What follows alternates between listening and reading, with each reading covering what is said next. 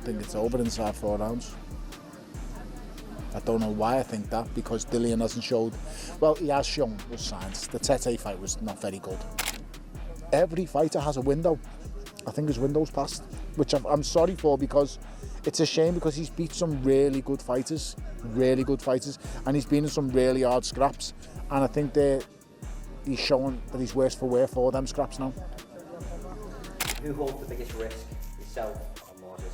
It's a big risk for both of us. Obviously, for me, it's probably more risky because he's young. He's 20, he can come again. For me, it's, obviously, a lot of big fights, obviously different stage of our career. It doesn't make no sense to me. Like, if I go my whole career and I don't get punched one time, people are gonna be like, oh, but he can't be a great because he never got hit. Tony Bellew didn't hold back when giving his thoughts on the upcoming clash between Dillian Whyte and Moses Itauma. Known for calling things how he sees them, Bellew warned Whyte about Itauma's dangerous power, even going as far as saying that he expects the young rising star to stop Whyte within 4 rounds. According to Bellew, Itauma simply hits too hard, and with Whyte's recent performances showing signs of decline, Bellew believes it might be a very short night for the veteran heavyweight. I think it's over inside 4 rounds. I don't know why I think that, because Dillian hasn't showed... Well, he has shown with signs. The Tete fight was not very good. Bellew, a former WBC World Cruiserweight champion himself, has been in plenty of big fights over the years, so his words carry weight. He admitted that Whyte has faced and beaten some great opponents during his career, but also pointed out that boxing is a sport where fighters have a window, and for Whyte, that window may have already closed. Reflecting on Whyte's recent fight against Christian Hammer's replacement, Ivica Bakurin Tete, Bellew said it didn't show the Dillian of old. Bellew said that while he still sees Whyte as a serious competitor, he doesn't think the 37-year-old has enough left to handle someone as sharp and powerful as Moses Itauma. I know, you say that, but you've got, a man's only as good as his last 5 coups, and you've got to judge them on that. So I can't. What do you want me to do? Start judging him on the Del Boy fights? When amazing fights, you want me to judge him on the Joseph Parker win? No, but we know what that Tete fight was. We know what that Tete fight. I'm just could base it off that. I'm not saying that's your opinion about 4 rounds, but I'm saying. It's not my opinion, because I think Dillian Whyte's a really good fighter, and I think he was a force to be reckoned with in the heavyweight division. But I think, once again, every fighter has a window. I think his window's passed, which I'm sorry for, because it's a shame, because he's beat some really good fighters, and he's been in some really hard scraps, and I think he's showing that he's worse for wear for them scraps now. While Bellew's prediction might have shocked some fans, he's not the only one backing Itauma. Another British heavyweight, Dave Allen, echoed a similar sentiment. Allen, who's known for his straight talk and honesty, said that Whyte was world-class in his prime, but hasn't looked that way in a long time. Allen made it clear that he expects Itauma to finish things early and sees Whyte as far from the dangerous fighter he once was. There's no one come close to that success at that age. Would Dillian Whyte put him in that bracket? I don't think so, not at this point. But I guess that's what this fight comes down to, really. If this was Dillian Whyte 2019 or 18 coming off the back of beating Parker and Rivas, I don't think it would be happening. Do you know what I mean? I think Whyte at that point is probably at a similar level to what Parker is now, and you wouldn't put Simon in with Parker. Or I wouldn't, maybe they would, I don't know. Even though many believe the odds are stacked against Whyte, he himself is not taking this fight lightly. Speaking ahead of the bout, Whyte admitted that the stakes are much higher for him than they are for the 20-year-old prospect. He said that while both of them are taking risks stepping into the ring, it's different for someone like Itauma, who has time on his side. If Itauma loses, he can bounce back easily because of his age. But for Whyte, who's already been through so many wars, a loss could be harder to come back from. Who holds the biggest risk, yourself or Moses? It's a big risk for both of us. Obviously, for me, it's probably more risky because he's young. He's 20, he can come again. For me, it's, obviously, a lot of big fights, obviously different stage of our career, so it'd be a lot harder for me to come again, but, On the other side, Moses Itauma has been cool and confident in the lead up to the fight. During a TalkSport interview, he was asked about his chin not being tested, and he responded in a way that made it clear he has no plans of getting hit. Itauma questioned the logic behind this new trend in boxing, where people want to see how well a fighter can take a punch. In his mind, a boxer's goal should be to avoid getting hit in the first place. He said he doesn't understand why people are judging him for being too good defensively. Itauma made it clear that he's focused on not getting hit at all, and that if he goes his whole career barely getting touched, that should be seen as a strength, not a weakness. It's not, I mean, it's not tested. Yeah, I agree. But the best chins are the ones that don't get tested. So I don't really understand this new concept of boxing where like you need to get a hit on the chin to see if you're a good boxer. I've never understood that. Like obviously the aim of boxing is to hit and not get hit.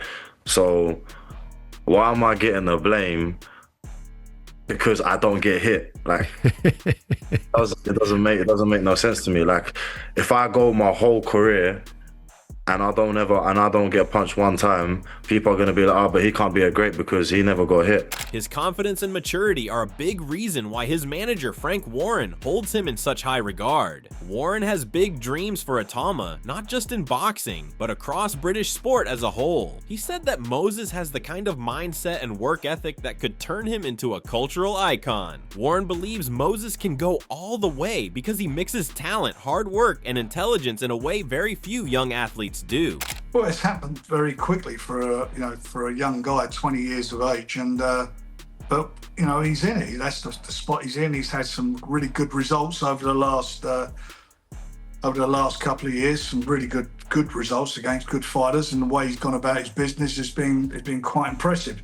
So this is a big step up for him against a guy in Dillian Whyte, who has been there, has done it, is confident, and from a dangerous point of view, knows that his last chance saloon. So he believes that he has the experience and the ability to give Moses some problems and beat him. So this is going to be a big step up for him, and it's going to be a test for both of them. Sean Porter has also shared his thoughts on how Moses Itauma versus Dillian Whyte fight might play out, offering a more technical breakdown of both fighters' styles. He reflected on Itauma's previous performance against Jared Anderson, using it as a key reference point to explain why he believes Moses is the real deal. According to Porter, Itauma's fighting style is not only unique but also highly effective, especially for someone so young. He pointed out how well Moses controls distance, uses sharp timing, and remains composed under pressure, traits that remind Porter of fighters who are already at the top level. Difference with Itauma and Jared Anderson, Itauma does have the ability to change his level.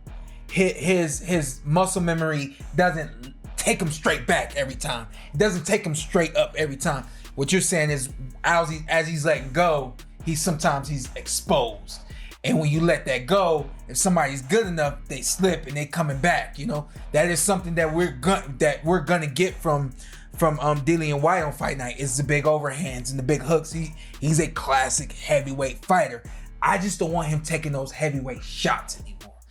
That's my thing with the kid, and I hate to see that from someone like Dillian Whyte. While most people are focusing on Itauma's future, Dillian Whyte's camp isn't sleeping on the young prospect either. His trainer, Buddy McGirt, had some surprising things to say ahead of the fight. In an interview, McGirt admitted that he hasn't seen any footage of Moses Itauma and doesn't know much about him, but that doesn't mean they aren't training seriously. In fact, McGirt said they're preparing like it's a title fight, and his message to Whyte was simple: there's nothing this kid can do that you haven't seen before. However, he also wondered if Itauma would be able to say the same about Whyte. McGirt made it clear that no matter who the opponent is, they train the same way, putting in full effort every single day. Well, I'm going to be 1,000% honest with you. I've never seen Moses fight, so I really don't know what he's ready for. He's got to bring it all. I mean, I said, Dill, listen, let's just be realistic here. What could this kid do that you haven't already seen? But can that kid ask the same question? Can Dylan do something that this kid hasn't seen yet? I mean, we're training hard like it's a championship fight, but we're not training like we're fighting freaking Clubber Lang or anybody, you know what I'm saying? Moses, is a good young prospect. Like I say, we're just working every day like we're fighting for the title, whether it's this kid or anybody else. Camp's been good, man. Obviously, I had a couple of fights that fell through the injury, so I just carried on training. It's been frustrating at times because I was in great shape, then I got injured. Stuff that obviously me and Buddy been working on previous camps seem to be coming together better this camp and making more sense.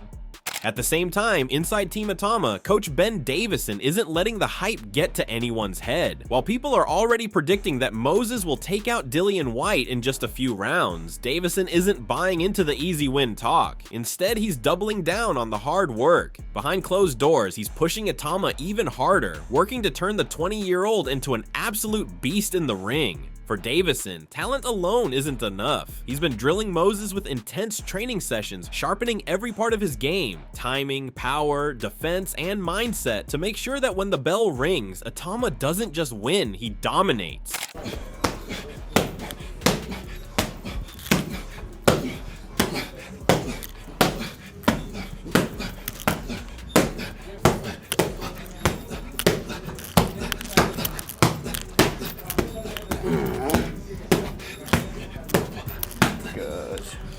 On the other side, Dillian Whyte has been showing signs that he's far from finished. In the gym, he's been training with real intensity, hitting the pads with power, moving with purpose, and showing that familiar aggressive edge that once made him one of the most feared heavyweights in the division. Despite all the talk about his decline, Whyte looks fully locked in. Each punch on the pads echoes with the kind of force that reminds people he's still dangerous. His training clips reveal a man who's not coming to be a stepping stone, he's coming to win.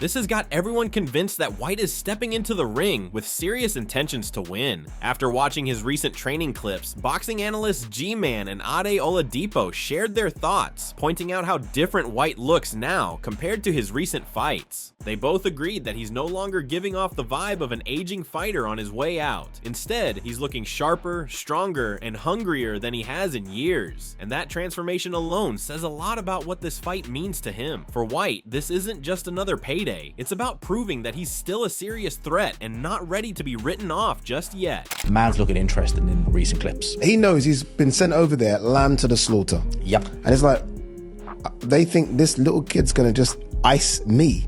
No. That's exactly it, right? So he must, and because of who he is, Dillian Whyte's a road man. Yeah. He must hear this. Forget the boxing side of things. Like, this is gonna sound so stupid, yeah? If you are a bit of a bad boy on the road, yeah, and you're 37, yeah, you think you're accepting walking past a bunch of 21-year-olds and one of those 21-year-olds calls you out to a fight, like you're gonna duck and run. So he's probably looking at Moses. He's not even looking at it from a boxing point of view. He's looking at it from a man to kid point of view.